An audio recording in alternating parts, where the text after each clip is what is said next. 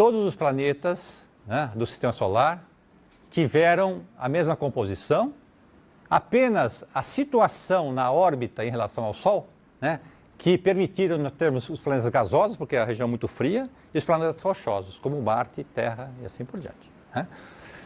A dimensão dos planetas vai nortear a evolução particular de cada planeta. Basicamente, o que fundamenta esse movimento são as correntes de convecção. As correntes de convecção vão movimentar as placas, vão rompê-las. Rompeu a placa, tem terremoto. Tá? Se romper a placa numa lâmina d'água, né, esse deslocamento vai induzir o tsunami. Induz o tsunami de maneira circular. As ondas se propagam, igual quando a gente joga uma pedra na água, né, que a gente vê aqueles círculos, né? Então são transmissões, né, de ondas no ambiente aquoso, né? Essas ondas vão cada vez mais se distanciando desse foco, né?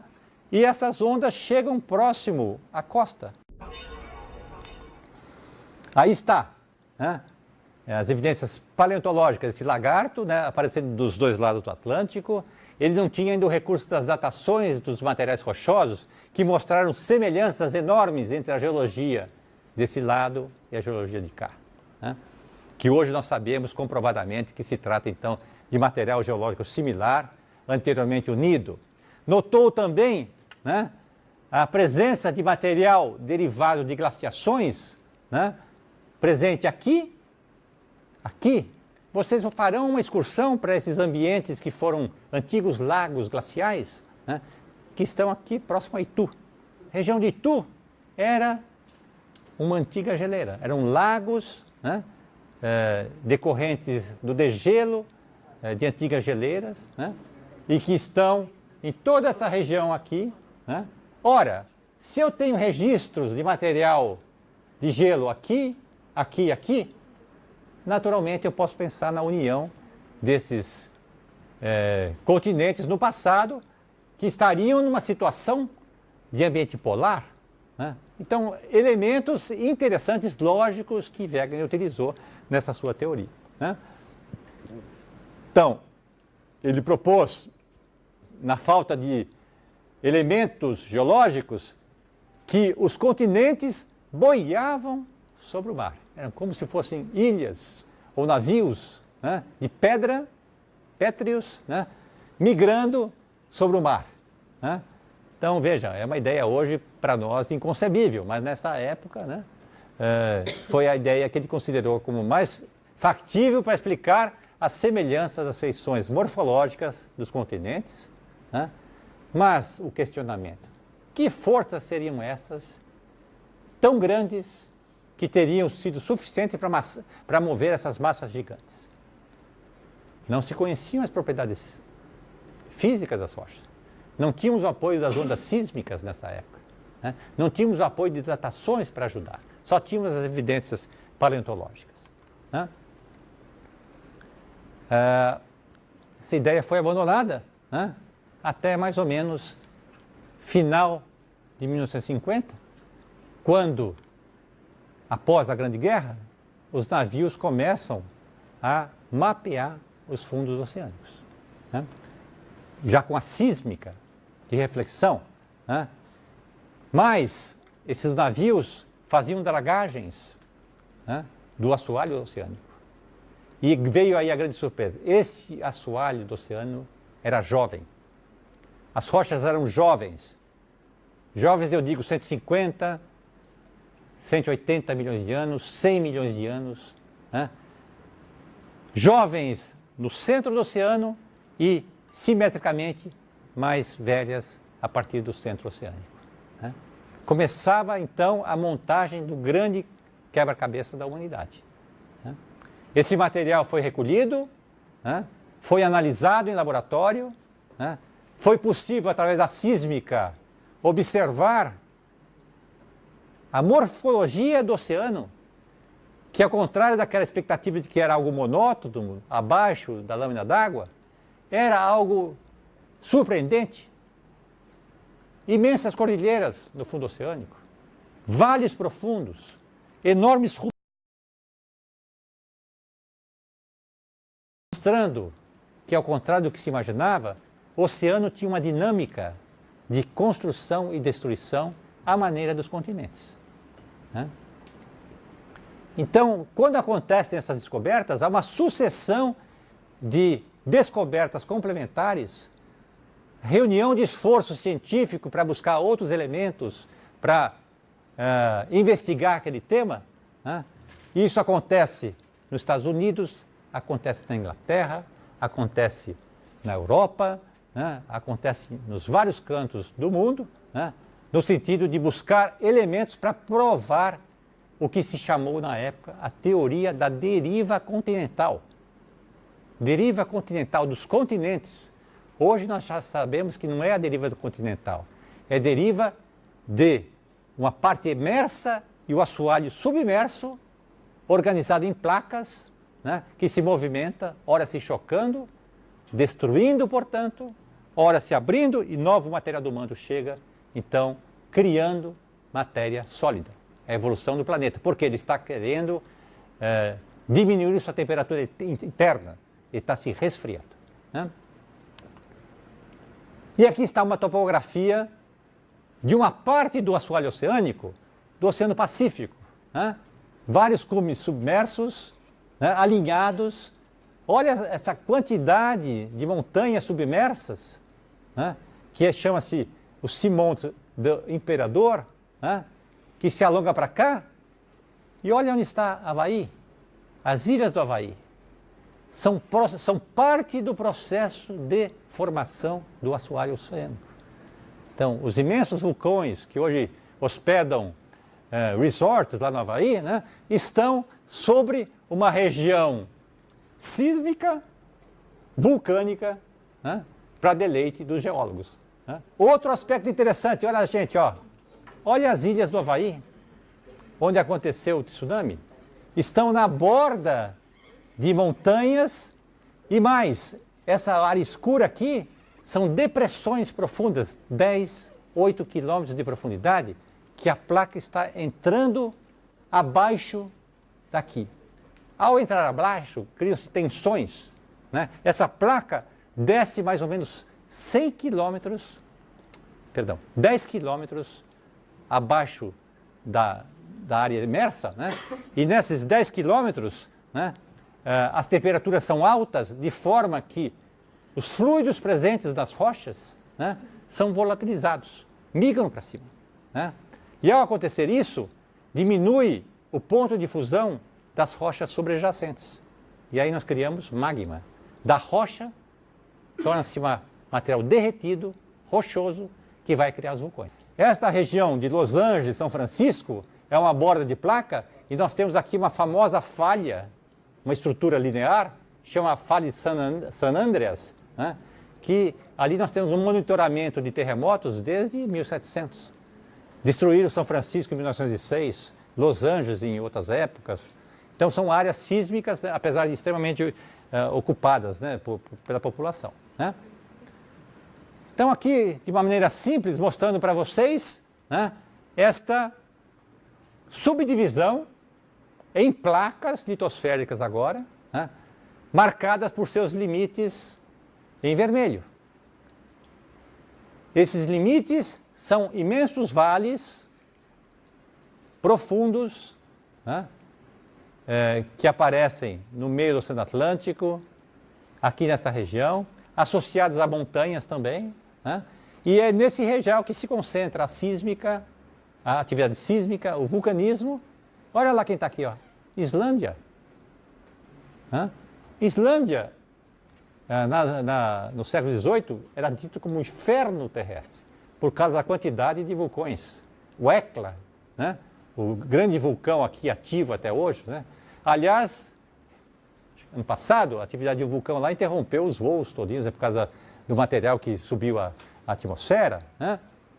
Olha aqui, ó, Kilimanjaro, lembra-se do Tarzan? Né? Habitava aqui a região do Kilimanjaro. Né? Imenso vulcão ativo. Né? Mar Morto está se apagando. Por quê?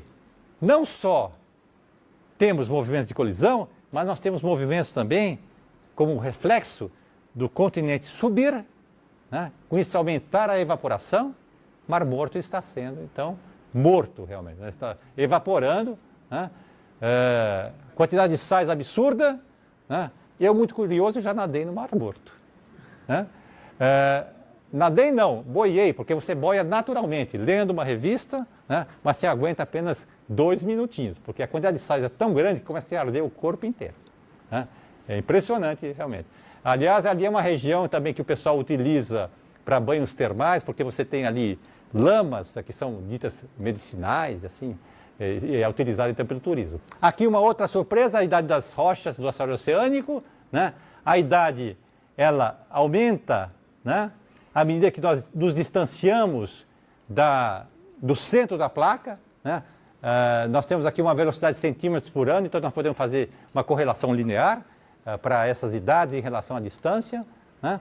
E aqui está um outro processo também muito importante, que é esta figura geométrica de campo magnético. As rochas, ao se consolidar, elas têm minerais magnéticos, elas registram o campo magnético daquela época. Então, esta rocha e esta rocha, com esta cor, registraram o campo magnético da época em que se formaram. Esta outra também. Vejam a simetria. O centro do assoalho oceânico, a cadeia mesoceânica, tem um padrão magnético, as laterais têm outro e assim por diante. Se nós conseguíssemos, então, recuperar os estágios anteriores, nós podemos entender, então, como é que é a visão do planeta no passado. Isso é como se fosse uma pedra da Roseta, né? Quer dizer, nós temos aqui podemos decifrar, então, o comportamento geológico do planeta no determinado momento, se nós soubermos também a idade desses materiais, né? Eu quero aqui, então, passar uma animaçãozinha também muito interessante, né? Para fecharmos esta primeira parte da aula, que é esta animação. Vejam aqui a situação, vamos dizer assim, atual, né? Antártica lá no polo, né? Aqui no Equador, né? O Saara, né? Índia lá acima, né? E nós vamos viajar no tempo, né? Para o passado. 20 milhões de anos atrás, milhões, hein? 30 milhões de anos atrás. Olha a Índia voltando para suas origens, para a sua casa, a sua morada, né? A Austrália se unindo à Antártica.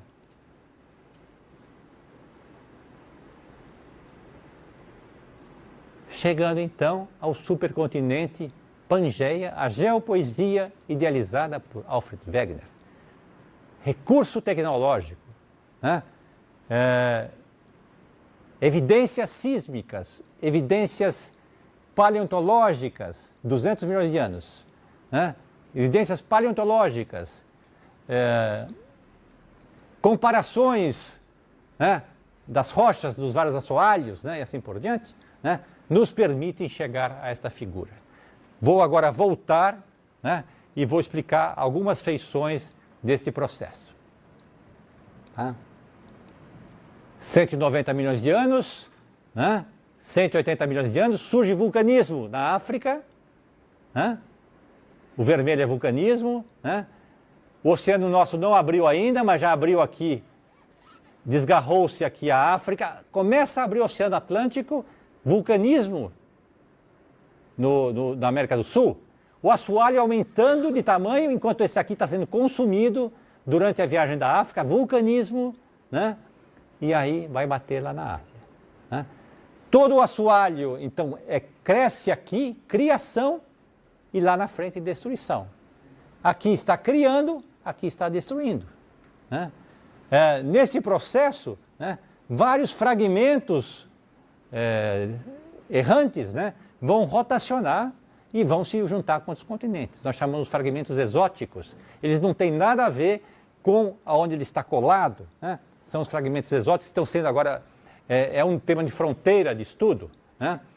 Vejam, vulcanismo se associa à formação do Oceano Atlântico, né? Vulcanismo se associa à formação do Oceano Índico, né? Vulcanismo forma terra roxa, né? Região oeste paulista, agricultura fértil, terra roxa, alteração de basalto, rocha vulcânica. Olha o link com o ser humano, a atividade humana, né? Agricultura em áreas férteis, né? A obtenção de um solo fértil vem de origem vulcânica, né? Isso é um fato muito, muito importante, né? Então, a gente pode então trabalhar e a gente pode então, se a gente quer estudar o passado, eu vou comparar a geologia do continente gelado, da Antártica, onde ele aparece, com o continente australiano, porque são parecidos. Então, o que eu encontrar aqui, possivelmente eu vou encontrar aqui. O que eu vou encontrar aqui na Índia, eu vou encontrar parecido aqui. Olha a correlação geológica pensada inicialmente por Wegener, né, mas não conseguia provar. E, na verdade, não são continentes errantes, mas são massas emersas e a sua contraparte submersa que está se movimentando. São as placas litosféricas. Aqui nós temos um perfil da litosfera, né? O que acontece com ela? Nós temos regiões que a litosfera se rompe, né? Criação, fundo oceânico, né? Nós temos regiões em que a placa desce, porque está mais fria, tá? Mais velha, mais pesada, gravidade, ela desce. Essa descida, ela é induzida pelas correntes de convecção no manto, na astenosfera. Tá? Desceu, o material se aquece, né? Os fluidos migram para a parte superior, as rochas, então, diminuem o seu ponto de fusão, derretem, criam magma. O magma sobe, espessa a crosta, causa seu soerguimento, porque a densidade é menor, os esforços são compressivos e nós criamos uma cordilheira. Andes, Alpes, Himalaia. Tá? A crosta ou a litosfera, ela pode também entrar em subducção, em consumo, em ambiente oceânico. Tá? Nós não temos continente como esse lado direito aqui. Então, o processo é parecido, né? Fusão, mas fusão da mesma litosfera. Tá? E com isso nós temos um conjunto de ilhas no ambiente oceânico. Japão. Tá? Exemplo do Japão, exemplo dos Andes. Né? Quais são os mecanismos associados a essa dinâmica? Separação da litosfera, onde se cria assoalho, subducção, né? Seja desse lado, seja de cá. E nós temos também um terceiro processo, que é o deslocamento lateral de duas placas. Obviamente, nesta região nós não temos vulcões, mas nós temos enormes tensões, terremotos, portanto. Falha de San Andreas, na Califórnia. Outras feições importantes. Quando a placa desce, cria-se uma imensa depressão, que nós chamamos fossa, trench em inglês, né, que está sempre associada às zonas de consumo de placas. Tem a fossa aqui e tem a fossa aqui. Tá? Nessa região da fossa, nós temos muitos sedimentos, que são as partículas, né, presentes no topo da litosfera, né, que descem para cá. Ou seja, nós estamos misturando material jovem, né, depositado no assoalho oceânico, com material mais antigo.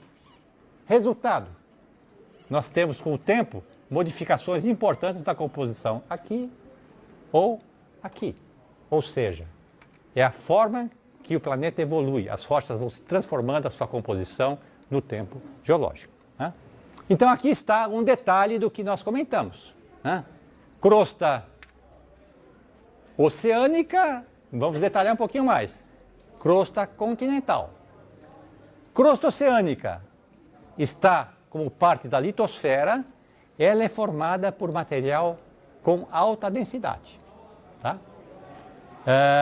Ela é muito mais densa do que a crosta continental, que são rochas de menor densidade. Basicamente, norteada pela composição química dessas rochas. Os elementos químicos, os compostos químicos. Aqui são essencialmente granitos, o mesmo granito que a gente usa em pia, de cozinha, né? E aqui são os basaltos, né? Material escuro, denso. Resultado, para termos equilíbrio, a crosta oceânica é fina, 5 a 7 quilômetros apenas, crosta continental, 35 até 70 quilômetros nas cordilheiras. É o equilíbrio do planeta, tentando se equilibrar o material em termos de densidade, de composição, perante a tectônica de placas. Tá? Olha a zona de fusão, né?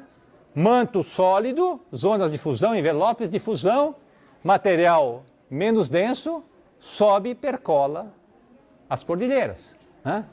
Ou, eventualmente, correntes lá da base do manto, fluxo ascendente de material quente, né? Que forma uma imensa câmara magmática abaixo da crosta. Tá? E isso vai responder por modificações importantes aqui.